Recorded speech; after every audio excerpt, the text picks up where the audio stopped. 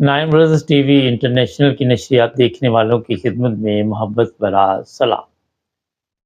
کئی دفعہ انسان اپنے مقصد کو حاصل کرنے کے لیے ایک ایسا راستہ اختیار کرتا ہے جسے آپ یہ بھی کہہ سکتے ہیں کہ جرم کا راستہ، اور اس میں یہ نہیں دیکھتا کہ جو راستہ میں اختیار کر رہا ہوں وہ کسی کی جان بھی لے سکتا ہے، کسی کے گھر کے اوپر میرے ایسے فیصلوں سے کون سی مصیبت آنے والی ہے۔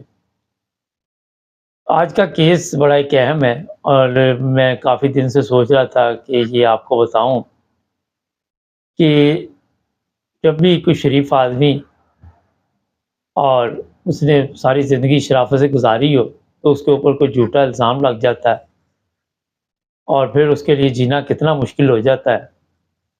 ہوا یہ کہ ایک صاحب تھے اور بڑی اچھی زندگی گزار رہے تھے، جہاں پہ بھی وہ ملازمت کرتے تھے لوگ ان کی سچائی کی گواہی دیتے تھے، چھوٹی سی فیملی تھی، اور پھر جس محلے میں رہتے تھے وہاں بھی بتایا جاتا تھا کہ بہت ہی اچھے انسان ہیں، اچھے کردار کے انسان ہیں۔ تو پیسہ اکٹھا کرتے رہے، کرنے کے بعد انہوں نے کچھ پراپرٹی لے لی، اور کوئی 4-5 گھر تھے ان کے پاس، انہوں نے وہ رینٹ پہ دے دی، کوئی جائیداد میں سے حصہ ملا جو بھی تھا بھرا۔ اب وہاں پہ ایک فیملی آ گئی اور انہوں نے کہا جی ہمارے حالات ٹھیک نہیں ہیں اور ہمیں کچھ مدد کریں، اور گھر بھی اس نے دے دیا رینٹ پہ، اور پھر انہوں نے کہا جی ہمیں کچھ پیسوں کی ضرورت ہے، کوئی کاروبار کرنا چاہتے ہیں۔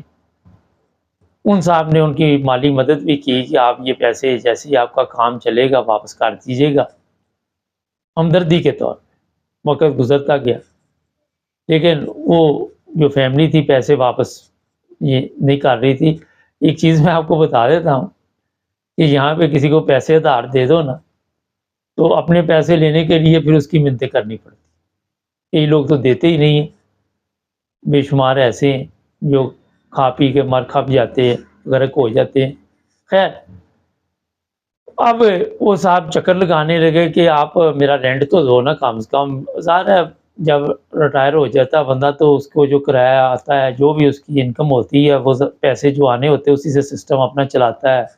ایک بیٹی تھی وہ پڑھ رہی تھی یونیورسٹی میں، اس کے بھی اخراجات تھے، ایک بیٹی تھی وہ کام کر رہی تھی۔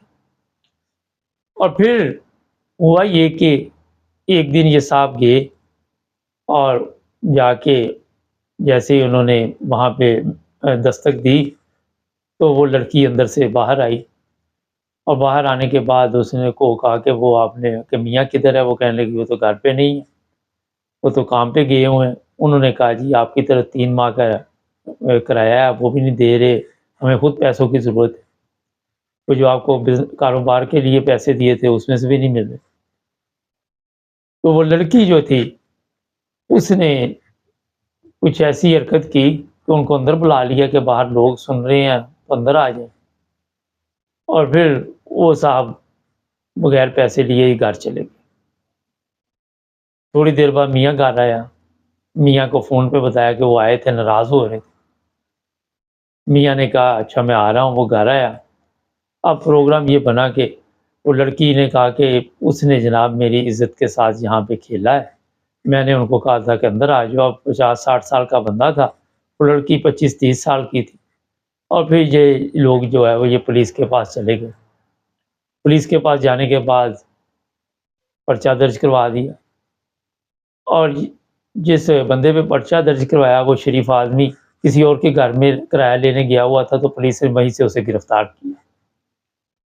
پھر آپ کو پتہ ہی ہے کہ ہماری پولیس جو ہوتی ہے اس کا رویہ کیا ہوتا ہے۔ پورے محلے میں شور پڑ گیا، پورے علاقے میں شور پڑ گیا، اخباروں میں آ گیا، عدالت نے کیس کیا، عدالت میں ان کی ضمانت نہیں ہوئی۔ انہوں نے کہا جی جج نے یہ ریپ کا کیس ہے، پولیس آفیسر نے اچھی طرح انکوائری نہیں کی، جب میڈیکل رپورٹ آئی تو اس میں نظر تو آ رہا تھا کہ کچھ اس طرح کا ہے، مگر کوئی صاف نہیں تھی رپورٹ۔ پولیس کو یہ بھی پرابلم ہوئی کہ جسم پہ کوئی نشان نہیں ہے، اس سے یہ لڑکی کہتی ہے کہ میں نے آگے سے مزاحمت کی اور اس کے باوجود تو کوئی ایک بھی ایسی چیز نظر نہیں آ رہی۔ پھر 2 4 6 ماہ بعد عدالت میں گیا، کیس چل رہا تھا، تو وہاں پہ جا کے وہ دونوں میاں بیوی جو تھے وہ مکر گئے۔ انہوں نے کہا جی ایسی تو بات ہم نے کی نہیں ہے، ہماری غلطی تھی۔ اور کسی شریف آدمی وکیل کے پاس جب گئے تھے تو اس نے مشورہ دیا کہ آپ جھوٹا کیس ڈال رہے ہیں تو یہ غلط ہے۔ اور پھر جج بھی پریشان ہو گئے، وہ بھی سر پکڑ کے بیٹھ گیا کہ ایک شریف آدمی کو آپ نے اس طرح رسوا کیا، آپ کو کیا حق پہنچتا تھا کہ اس کے ساتھ یہ سلوک کرو۔ اور پھر ان کے خلاف دوبارہ پولیس نے انکوائری کی تو پتہ چلا کہ یہ لڑکی نے پروگرام بنایا تھا کہ ہم پیسے تو دے نہیں سکتے، تو بہتر یہ ہے کہ ایسا الزام لگا دیتے ہیں، اور یہ پھر ہمارے پاس ان کی مسز آئے گی اور آ کے کہے گی کہ اپنا کیس واپس لے لو، ہم آپ کے جو پیسے آپ نے ادھار لیے ہیں، جو کرائے پہ یا جو بھی ہے وہ ہم چھوڑ دیں گے۔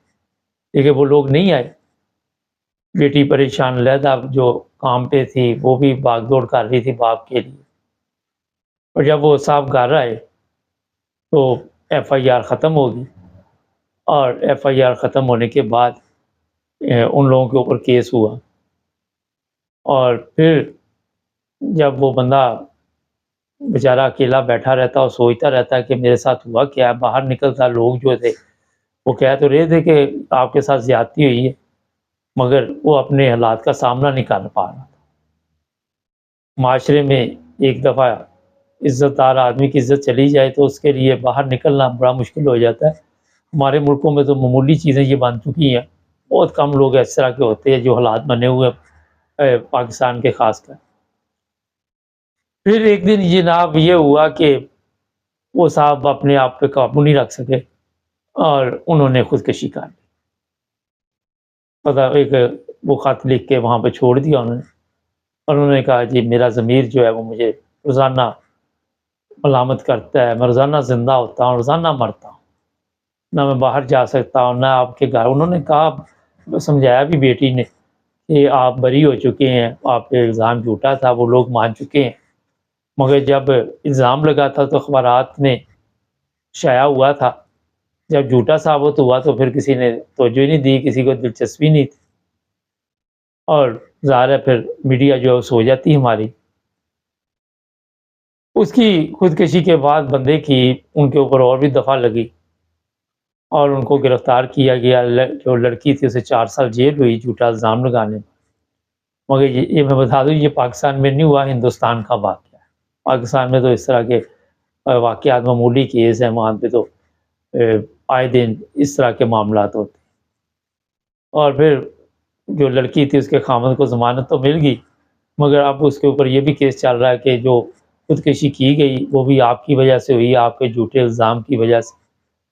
اپنے پیسے کسی طرح وہ چاہ رہے تھے کہ یہ نہ دینے پڑے، اور ایک تو نیکی کی اس صاحب نے، ادھار دیا، دوسرا یہ کہ اپنے لیے مصیبت کھڑی کر دی۔ آج بھی ہمارے ممالک میں یا ہم یہاں بھی یورپ میں بھی رہتے ہیں، ہمارے لین دین کے حساب جو وہ ٹھیک نہیں ہوتے۔ کئی دفعہ تو بڑے ہم دعوے کرتے ہیں ہم بڑے مخلص مسلمان ہیں، ہم ہمارے سے اچھا مسلمان کوئی نہیں۔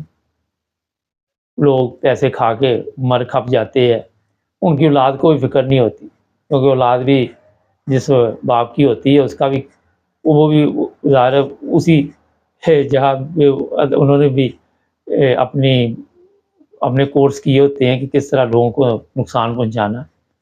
تو جس طرح والد نے تربیت کی ہے اسی طرح کیا اولاد جو ہوتی ہے وہ آگے سے کام ڈالتی۔ جو سمجھدار اولاد ہوتی ہے، کوئی ایسی چیز ہو بھی جائے تو اپنے والد کی عزت کے لیے وہ ایسے قدم اٹھا لیتی ہے کہ ان کو پتہ بھی ہوگا کہیں سے ادھار لیا ہوا۔ یہ حالات جو آج دنیا میں بن چکے ہیں اتنے تکلیف دہ ہے جس کا اندازہ آپ نہیں لگا سکتے۔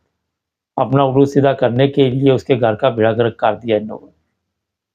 شرم کا مقام ہے۔ یہ بالکل اصلی حقیقت آپ کو میں نے آج واقعہ بیان کیا تاکہ اس سے سبق حاصل کرے اور کچھ نہ کچھ آپ بھی سیکھ سکے۔ ناظرین، اگر کوئی ادھار دیتا ہے، لین دین دنیا میں بنا ہوا، لیکن جو لین دین ٹھیک رکھتا ہے وہ کبھی بھوکا نہیں مرتا۔ جڑے رہے ہمارے ساتھ، ہمارے چینل کو سبسکرائب کریں۔